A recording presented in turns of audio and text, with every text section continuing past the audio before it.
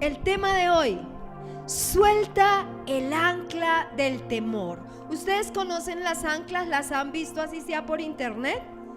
Las anclas son algo muy pesado en hierro que los barcos, cuando quieren quedarse quietos, tiran eso a la profundidad y ella como que se agarra de la tierra, de la profundidad, o el peso es tan grande que hace que el barco, por grande que sea, de ahí no se mueve. Ahí queda quietecito, se pueden bajar, se pueden ir todos los que están en el barco y el barco no se mueve de ese lugar. Pues precisamente por eso hoy vamos a hablar de suelta el ancla del temor, porque cuando oraba por esta palabra entendía algo. Todos de una u otra manera tenemos o tienen temores. Hay gente que tiene temor a enfrentar cosas nuevas. Hay gente que tiene temor a la soledad. Hay gente que tiene temor a la frustración. Hay gente que tiene temor a decir, a hablar. Hay muchos temores. Y esos temores tienen que salir de tu vida, porque si no los sueltan, se terminan volviendo anclas que te detienen en el cumplimiento del propósito de Dios para tu vida. Son anclas que al menos en algunas áreas de tu vida te detienen, y entonces tú dices, pero ¿qué pasa conmigo? ¿Por qué en esta área no puedo avanzar? Porque hay un ancla que se llama temor, que se estableció allí, que ni te has dado cuenta, o que has advertido que está el temor, pero no has hecho nada para solucionarlo. O en ocasiones han hecho cosas por ti, han orado por ti, te han ministrado, pero vuelves y abres la puerta y entonces el ancla dice, aquí estoy, como cuando al barco le abren la cosita y ¡shú! Sale el ancla, literal, vuelve y se estaciona allí. Y entonces en tu vida no pasa nada y dices, pero ¿por qué estoy detenido? Entonces siempre acuérdate del barco y del ancla. Y hoy vamos a hablar del ancla del temor. Y vamos a ir a un pasaje que me gusta mucho y del cual seguramente muy pronto les volveré a predicar, porque encontré en ese pasaje cosas tan lindas, pero no podía abordarlas todas hoy. Vamos a ir al libro de Jueces, capítulo 6. Vamos a leer inicialmente del versículo 1 al 6. Vamos a estar moviéndonos sobre el capítulo 6 y 7 del libro de Jueces. Y vamos a hablar de Gedeón. ¿Han escuchado hablar de ese hombre? Muy bien. Los hijos de Israel hicieron, ¿qué dice allí? ¿Qué hicieron? Lo malo ante los ojos de Jehová. Y Jehová los entregó en mano de Madián por 7 años. Y la mano de Madián prevaleció contra Israel. Y los hijos de Israel, por causa de los madianitas, se hicieron cuevas en los montes y cavernas y lugares fortificados. Pues sucedía que cuando Israel había sembrado, subían los madianitas y amalecitas, y los hijos del oriente contra ellos subían y los atacaban. Y acampando contra ellos, ¿qué hacían?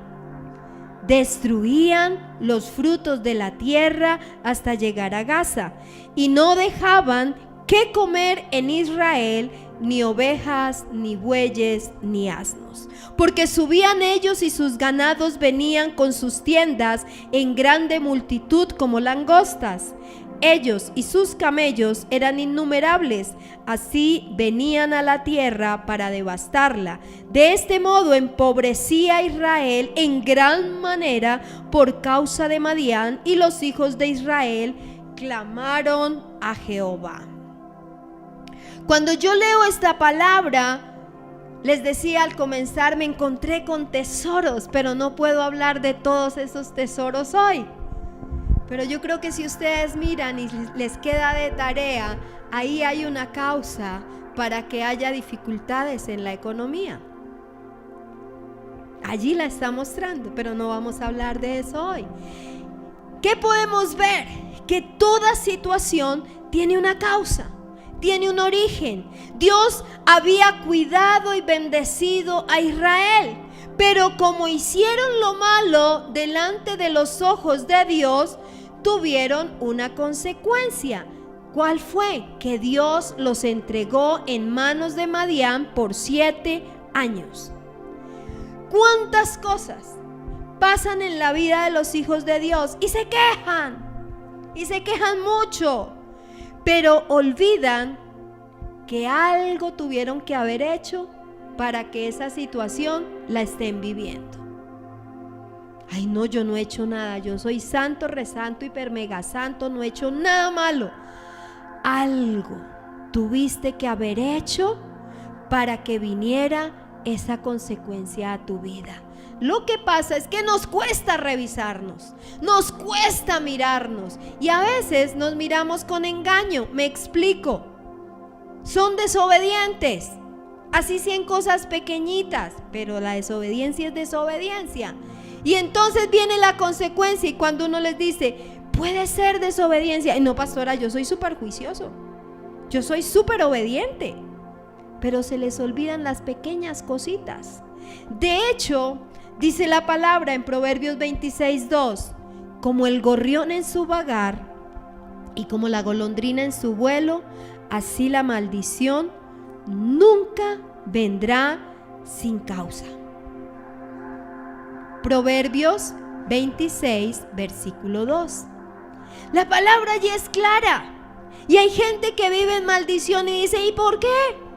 Porque algo pasó en sus antepasados que está sufriendo la consecuencia, o algo hecho por ellos mismos. No nos vayamos tan lejos, la idolatría. Y la palabra dice que el Señor persigue hasta la 3ª y 4ª generación.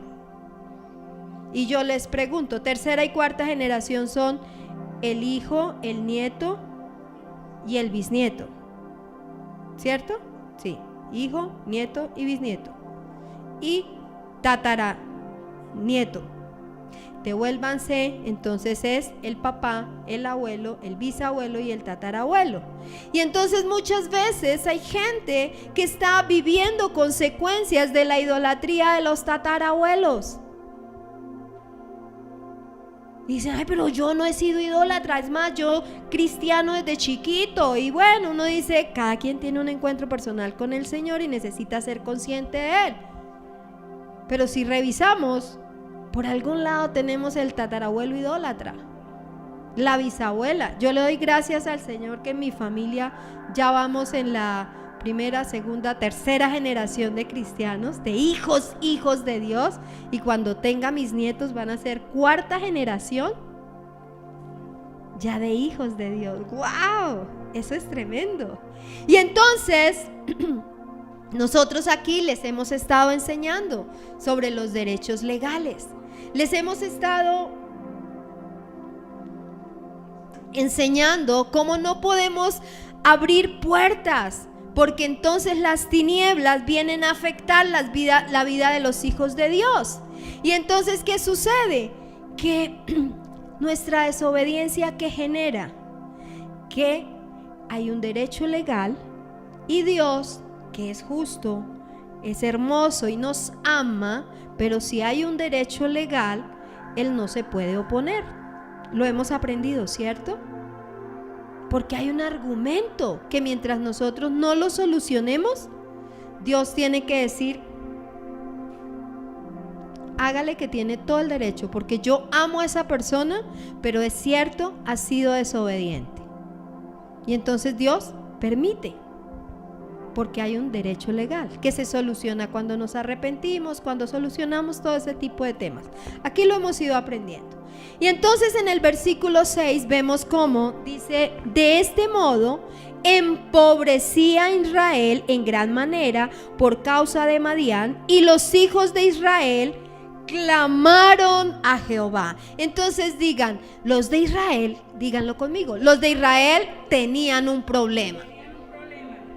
se estaban empobreciendo. Y cuando empieza el lío tan grandote, por fin entendieron que tenían que clamar a Dios. Que no era solo quejarse y enfrentar de manera natural el problema, sino que tenían que solucionar. Y que la solución no estaba en manos de ellos, estaba en manos de Dios. Por eso empezaron a clamar. Y el versículo 1 nos contaba que por 7 años estuvieron bajo el yugo de Madián. Pero eso nos hace entender que prácticamente 7 años duraron en problemas y solo al 7º realmente entendieron el problema y clamaron. Pero lo que vamos a ver es que no entendían la causa del problema. Sabían que tenían un problema, pero no entendían la causa. Y entonces viene la respuesta de Dios. Y lo primero que vemos es que Él les recuerda a través de un profeta su misericordia, su amor, pero en medio de su amor y de su misericordia les recuerda la causa del problema. ¿Por qué estaban en esa condición? Y vamos entonces ahí en Jueces 6, vamos a leer del versículo 7 al versículo 10, dice: y cuando los hijos de Israel clamaron a Jehová a causa de los madianitas, Jehová envió a los hijos de Israel un varón profeta, el cual les dijo: así ha dicho Jehová, Dios de Israel: yo os hice salir de Egipto y os saqué de la casa de servidumbre, os libré de mano de los egipcios y de mano de todos los que os afligieron, a los cuales eché de delante de vosotros y os di su tierra, y os dije: yo soy Jehová vuestro Dios, no temáis a los dioses de los amorreos en cuya tierra habitáis, pero no habéis ¿qué? Obedecido a mi voz. Así es que a través del profeta lo primero que hace es decirles: vean un minutico, yo no he sido malo con ustedes. Yo los saqué a ustedes de Egipto, de esclavitud, de tierra de servidumbre. Les dijo en otras palabras: yo los he cuidado, los saqué de donde ustedes estaban mal, pero los que tienen la culpa de estar como están son ustedes, porque ustedes me han desobedecido. No han escuchado mi voz. Miren cómo es de grave la desobediencia. A veces, y por eso yo soy tan intencional en enseñarles a obedecer. Y a veces me dicen escuelera, y a veces se ponen bravos conmigo. Pero es tan importante aprender a ser obedientes. Es determinante en la vida de un hijo de Dios. Y por eso nos tienen que poner en nivel 1 de obediencia, nivel 2, 3, 5, 10, 15 de obediencia, hasta que vamos aprendiendo a ser obedientes. Y entonces el Señor a través del profeta les dice: yo he tenido misericordia de ustedes, yo los he cuidado, los he guardado, pero ustedes no han obedecido a mi voz. Y yo quiero preguntarte: ¿cuántas veces Dios te ha dado instrucciones directamente a ti o a través de tus autoridades y tú persistes en desobedecer? Piensa por un momento en cosas que Dios directamente te ha dicho, Él con voz audible o en su palabra o a través de tu pastor, tu pastora, tu líder, y te ha dicho: haz esto, y tú has decidido no obedecer. Y recuerda algo que te he enseñado: la obediencia a medias es ¿qué es? La obediencia a medias es: no los escucho. ¿Se acuerdan el ejemplo que siempre les doy del vasito de agua limpia a la cual le ponen una gotica de agua del río Bogotá? Y tú estás con mucha sed, ¿te la tomas? Porque esa agua está limpia, pero es una sola gotica. Por eso ese ejemplo es tan bueno para hablar de que la obediencia a medias es desobediencia. Porque está contaminada, porque ya no es un vaso con agua limpia, así tenga solo una gota de agua del río Bogotá. Y los que conocen el río Bogotá saben que nunca se tomarían ni siquiera una gotica de esa agua. Ahora, muchas situaciones que tú hoy estás viviendo son consecuencia de tu desobediencia a la voz del Señor. Ahora, no esperes a que Dios te diga: Olga, levántate y ve a hablarle a tus vecinos del Señor, porque seguramente no va a pasar. Pero cuando lees la palabra y entiendes que Él te dio la gran comisión, sabes que Él te está hablando para decirte que no te puedes quedar callado. Porque para oír la voz de Dios, también Él habla no solo a través de la palabra, sino de tus autoridades. Y hay gente que dice: yo obedezco a Dios. Ay, pero pues yo obedecer a mi líder, a mi pastor, qué jartera. No lo hago. Y hay un principio básico: si tú no obedeces a quien ves, no puedes obedecer al que no ves. Pero lo segundo que sucede, porque fue como una respuesta progresiva de Dios para el pueblo de Israel, es que primero les habla entonces de su misericordia a través del varón de Dios, pero luego Dios habla directamente y habla entonces con Gedeón y le contesta el alma de Gedeón. Van a darse cuenta por qué. Resulta que primero Dios envía a un profeta con su mensaje, y luego en el texto, ahora lo vamos a ver, él mismo dice: ok, voy a hablar con Gedeón para que entienda toda esta situación. Y Gedeón, que era un hombre común y corriente como ustedes y yo, no era el hombre de los títulos de nada. Gedeón era un hombre común y corriente. Digan, por favor, digan: como yo. Como yo.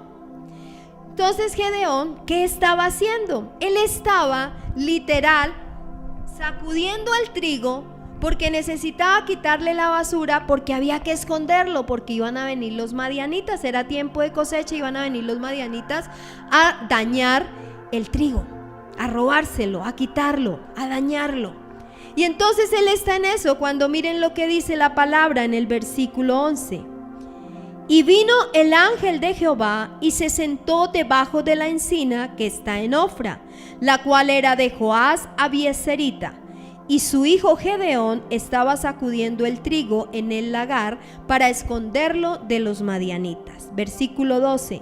Y el ángel de Jehová se le apareció y le dijo: Jehová está contigo, varón esforzado y valiente. A veces se dice que el ángel de Jehová es un mensajero, un enviado, pero aquí lo vamos a ver más adelante, era el mismo Dios hablándole a él. Lo vamos a ver.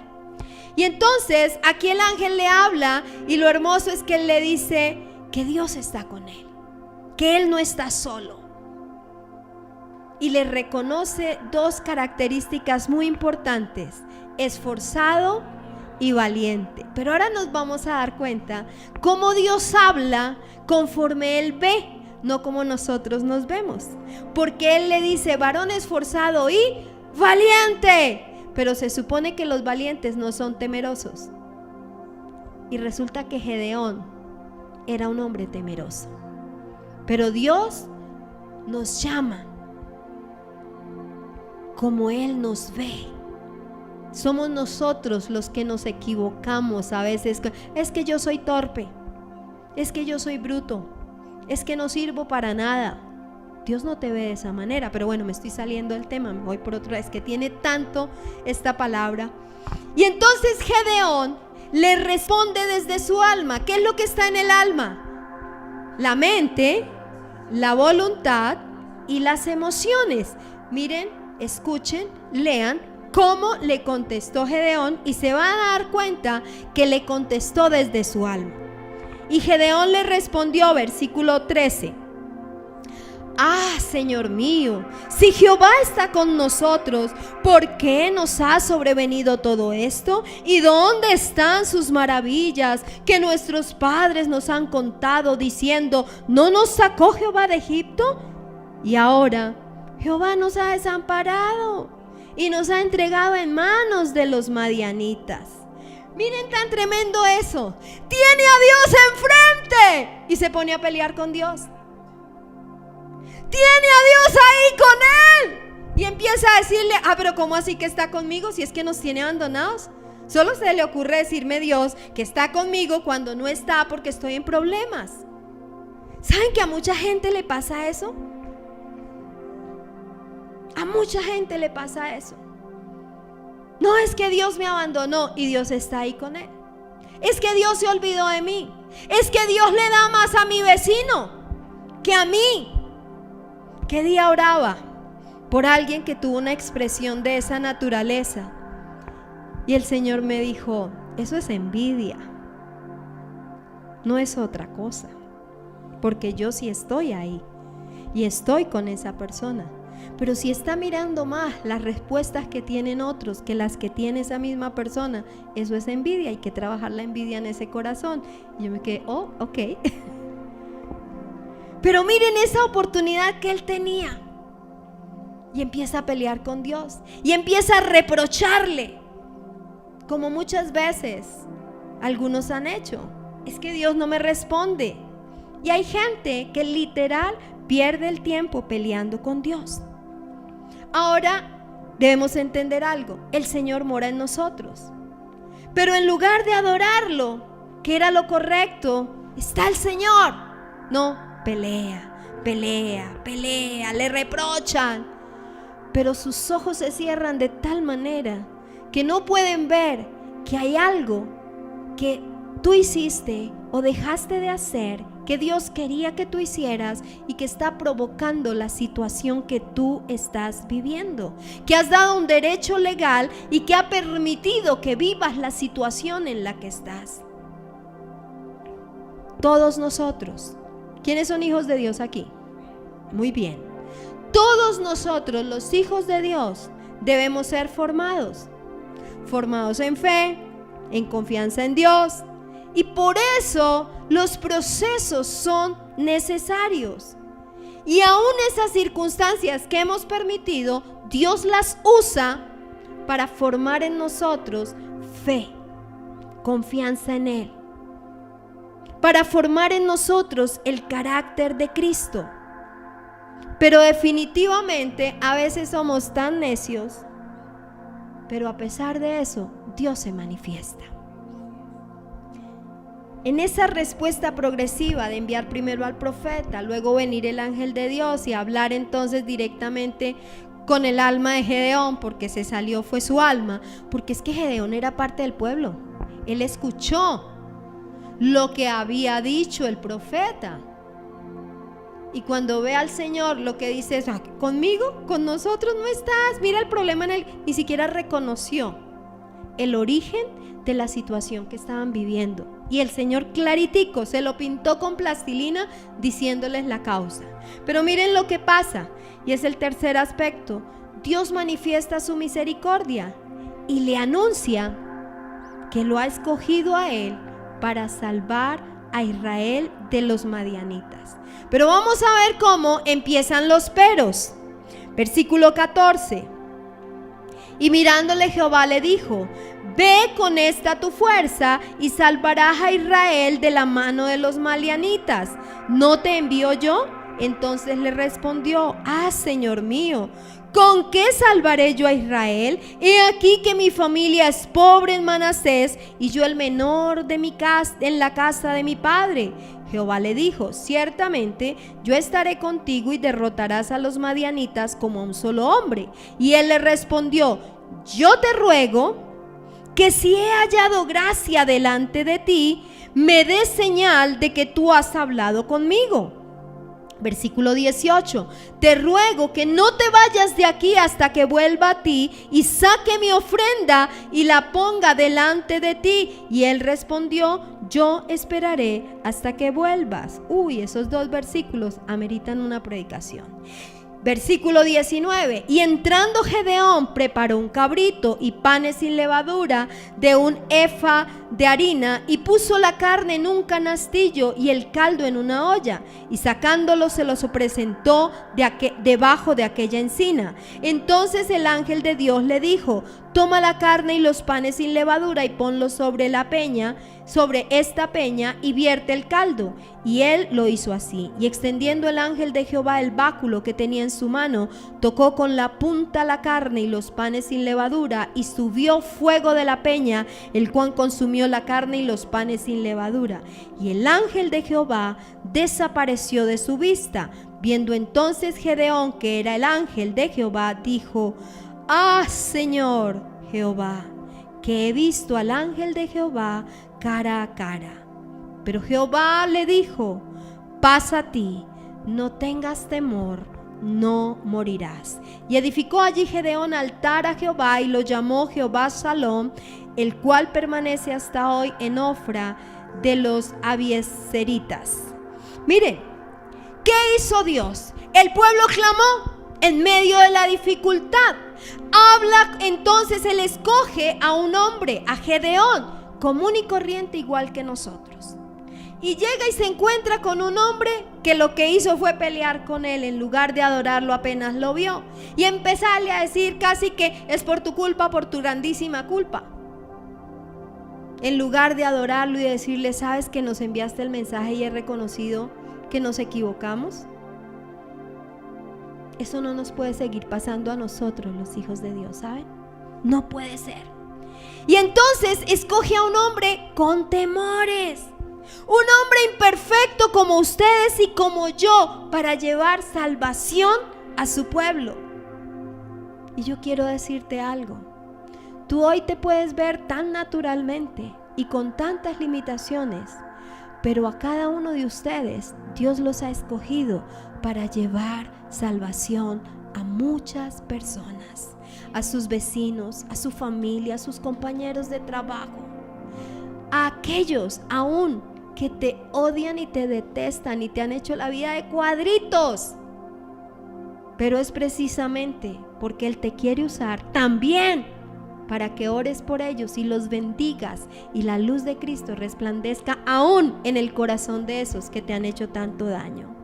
Y entonces vemos a un Gedeón lleno de excusas. Cuando el ángel del Señor le anuncia, él le dice: ay, pero es que yo soy tan pobre. Ay, pero es que yo soy el menor de la casa de mi padre. Excusas. Excusas. Y esas son las excusas, amados, que tenemos que soltar. Porque en medio de esas excusas, ¿saben qué le estaba diciendo Gedeón? Ay, Dios, tú te equivocaste. ¿Cómo me vas a escoger a mí? Le cedo el turno al de al lado. Tú, Dios, estás equivocado. Y muchas veces Dios ha querido usarte y tú has decidido no dejarte usar por el Señor.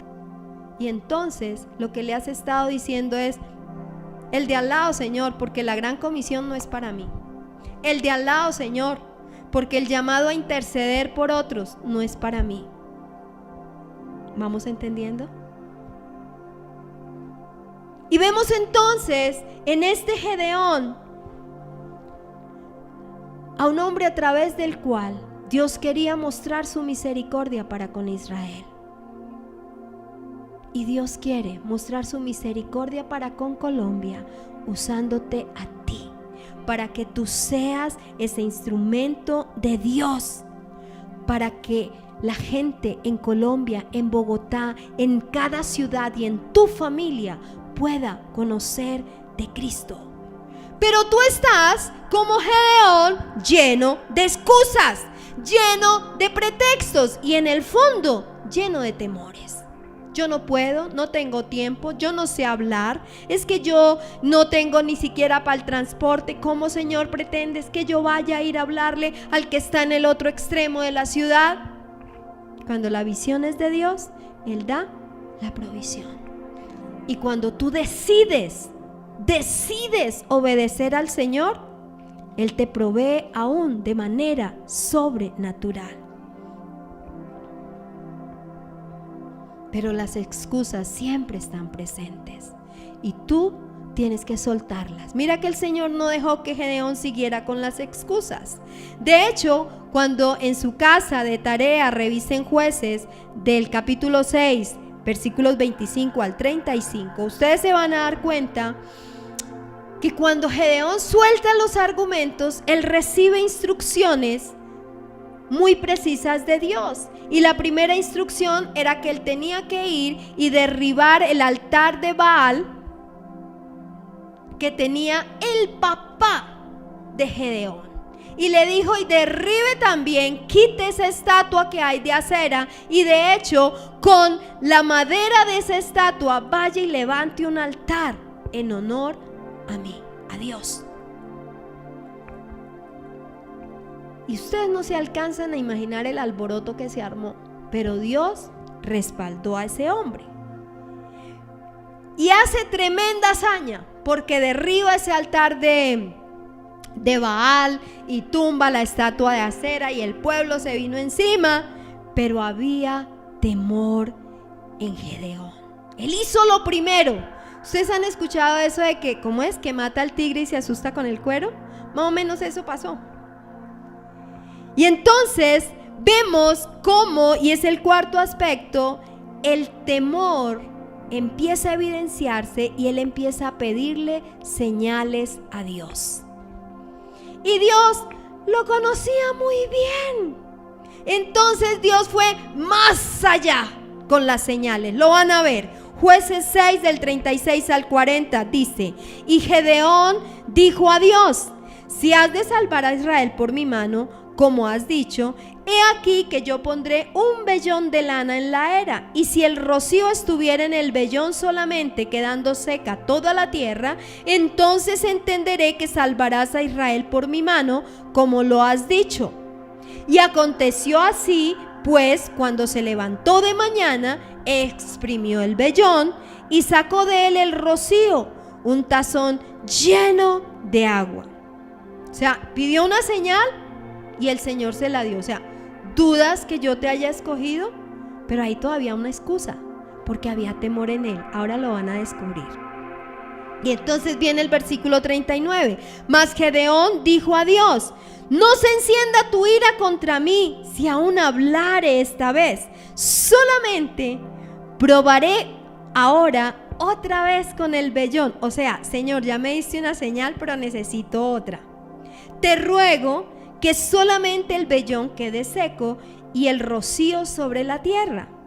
Y aquella noche lo hizo Dios así, solo el vellón quedó seco y en toda la tierra hubo rocío. Amados, Dios comprende perfectamente el corazón del hombre. Por eso no tuvo problema en darle señales. Él lo conocía muy bien. Y él sabía que aunque le dio su palabra y además un ejército para vencer a los madianitas, había temor en el corazón de Gedeón. Por eso él pedía una señal y luego pedía otra señal, y se van a dar cuenta ahora lo que pasó. Porque el temor lo paralizaba a él para cumplir el verdadero propósito de Dios.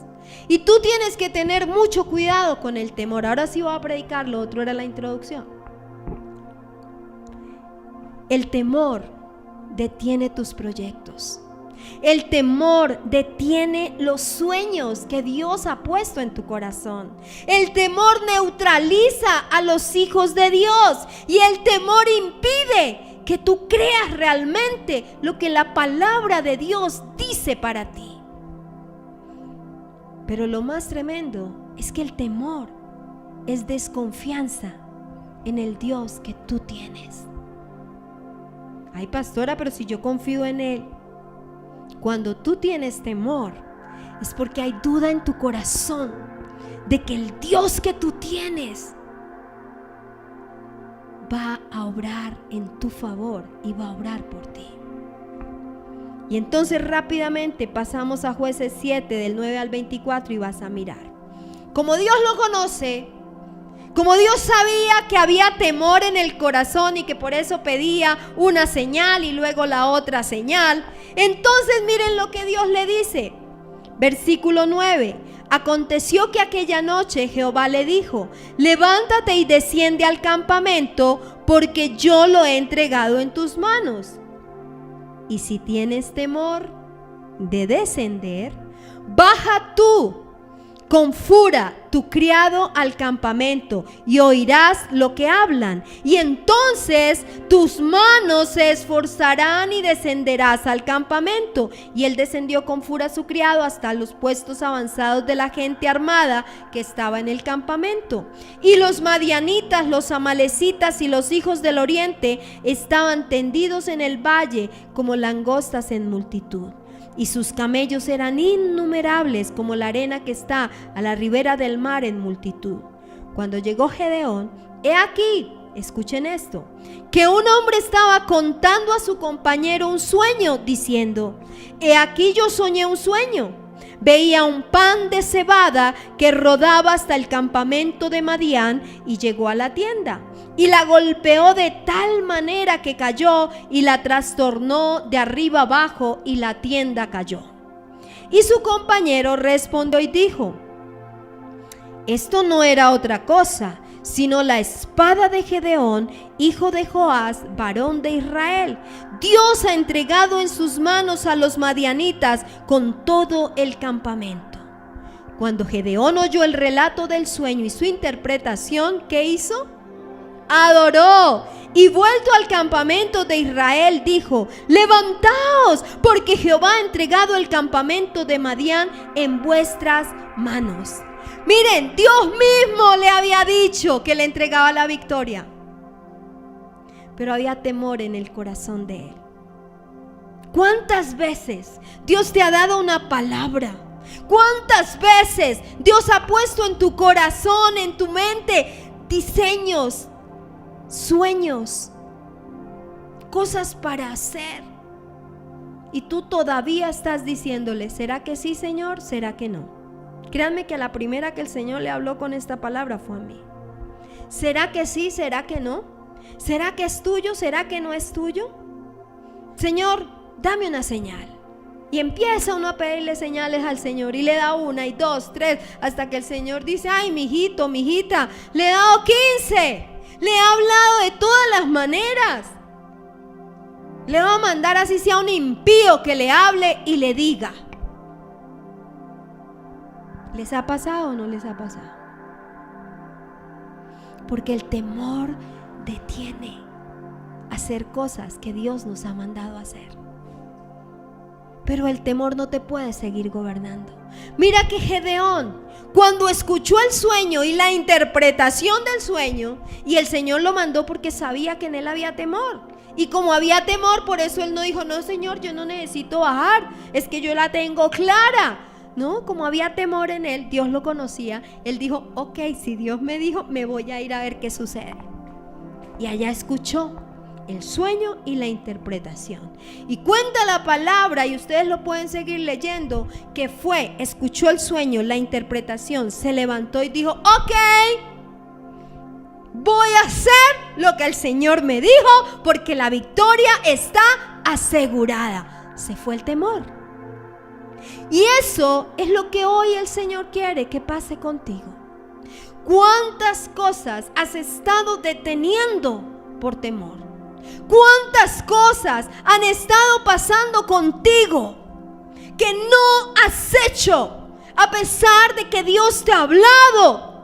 Porque tienes temor. Temor al rechazo, temor a la frustración, temor a que te digan que no, temor a no triunfar en ese proyecto, temor a no hacer bien las cosas. Y tú no puedes dejar que el temor te siga gobernando.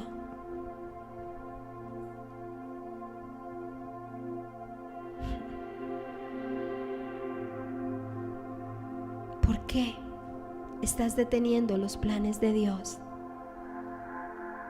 Has soltado el ancla del temor y estás detenido. Pero hoy es día de quitar esa ancla. Hoy es día de reconocer esos temores que han estado afectando tu vida, tu propósito, tu ministerio, tu familia, tu relación de pareja. Es que si le digo que nos casemos, me abandona. Es que si le digo que no sigo en esa situación, se va.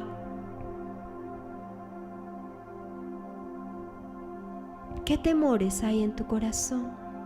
Y mientras estás pensando en esos temores, yo te invito a que te pongas sobre tus pies.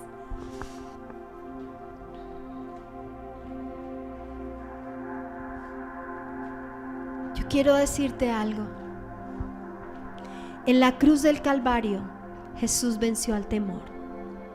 Así es que quien te ha puesto un ancla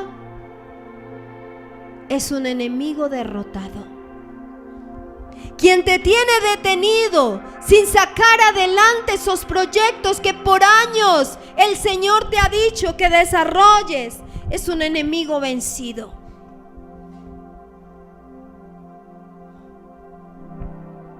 No sientas temor. No dejes que el temor siga gobernando tu vida. Es que siento temor, ¿por qué va a pasar con mi papá? Es que siento temor, ¿por qué va a pasar con mi mamá? Es que siento temor de qué va a pasar con mis hijos. Es que siento temor de qué va a pasar con mi familia. Es que siento temor de cómo voy a empezar un nuevo proyecto. Si no sé, no tengo dinero, no tengo cómo hacer. Hoy, tú que escogiste la mejor parte, venir a celebrar al que venció en la cruz del Calvario el temor, hoy tú no te vas a ir igual, porque hoy el Señor te trajo para que sueltes el ancla del temor. Tú eres un barco y en ese barco el capitán del barco es Cristo. Pero tú no has querido soltar de tu vida el ancla y quitarla, arrancarla, para que el temor no siga siendo de las tuyas en ti.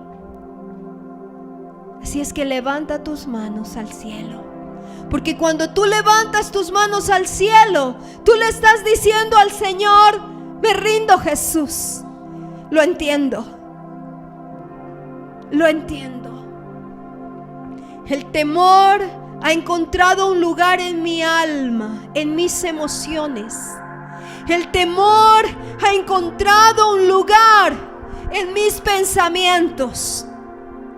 Y aunque yo digo, creo en Cristo, dudo cuando voy a sacar adelante mis proyectos y mis sueños. Dudo cuando veo mi familia. Dudo porque me es difícil creer que tú eres el Dios de los imposibles, que tú eres el proveedor de mi casa, de mi familia, de mis padres, de mis amigos. Y entonces viene el temor y toma asiento en mi vida para oprimirme. Y yo sé que mientras estás escuchando esta palabra, el Espíritu Santo te ha mostrado temores que ha habido en tu vida y que aún están presentes. Y le pido al Espíritu Santo que allí donde tú estás, te siga mostrando esas situaciones que te atemorizan. Esas cosas que no quieres y te cuesta enfrentar. Porque eso que te cuesta enfrentar es por el temor al que le has dado cabida en ti. Pero recuerda, el temor es un enemigo que está vencido. Así es que no puedes ver al temor más grande que tú. Tienes que ver al temor bajo tus pies. Porque el temor ha hablado a tu alma y te ha dicho: no puedes. El temor ha hablado a tu alma y te ha dicho: no emprendas porque te va a ir mal. Hay crisis. El temor te ha dicho: no puedes recuperar lo que has perdido. El temor muchas veces te ha dicho: tú no puedes. Otros sí, porque son más inteligentes, porque tienen más dinero. Pero llegó el momento de no aceptar que el temor te hable. Llegó el momento de tomar la autoridad que tú tienes como hijo de Dios. Llegó el momento de recordar que Jesús a ti te dio autoridad.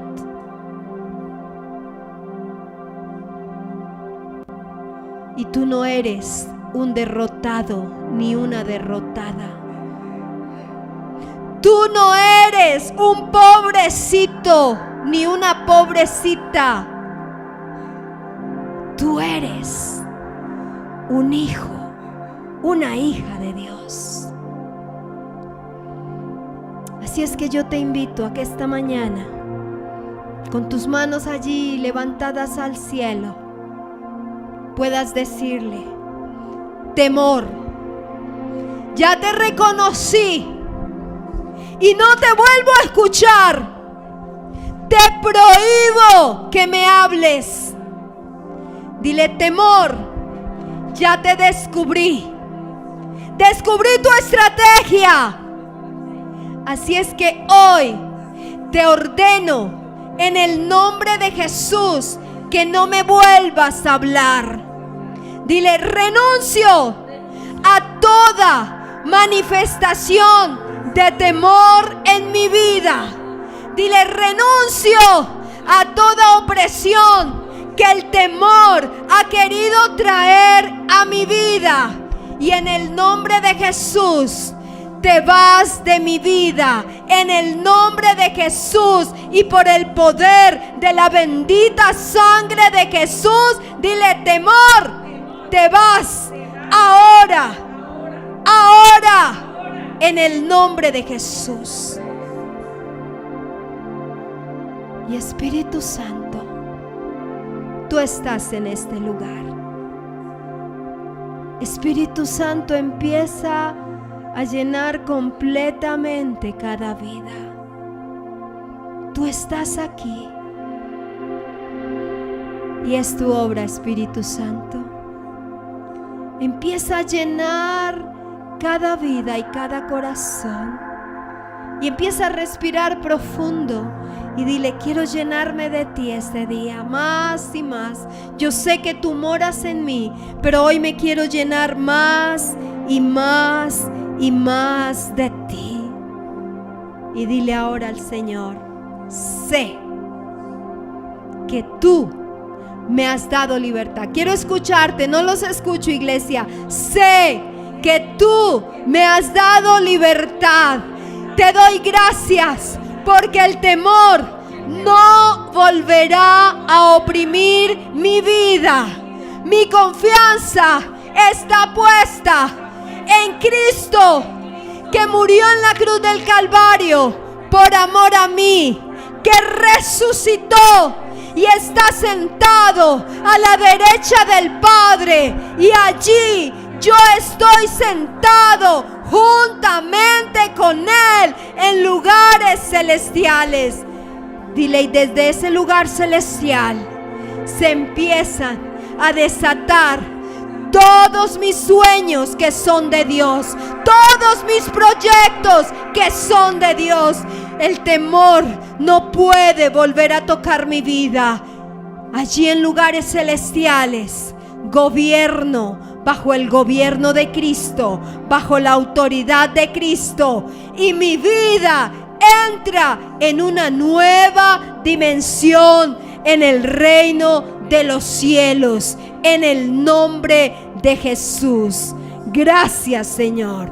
Muchas gracias, Padre. Gracias por tu obra en mí en este día. Dile gracias porque hoy me has traído para darme libertad. Gracias porque hoy he sacado de mi vida el ancla del temor que me mantenía estancado, que me hacía entrar en conflicto con personas, que me hacía pelear inclusive con Dios y con muchas personas, porque el temor ya no me gobierna, ahora me gobierna Cristo. Gracias, Señor. Muchas gracias, Padre. Y dale el mejor aplauso al Rey. Que sea un aplauso de gratitud por lo que Él esta mañana ha hecho en tu vida. Gracias, Señor. Muchas gracias.